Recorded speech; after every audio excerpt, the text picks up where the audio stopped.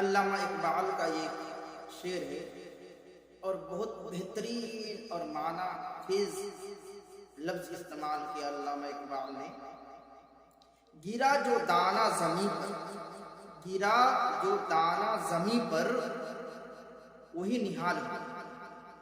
گرا جو دانہ زمیں پر وہی نہال ہوا، حیات بعد میں ملی. سمجھ لیجئے گا اس شعر کو. گرا جو دانہ زمیں پر وہی نہال ہوا، گرا جو دانہ زمیں پر وہی نہال ہوا، حیات بعد میں ملی پہلے انتقال ہوا. حیات بعد میں ملی پہلے انتقال ہوا.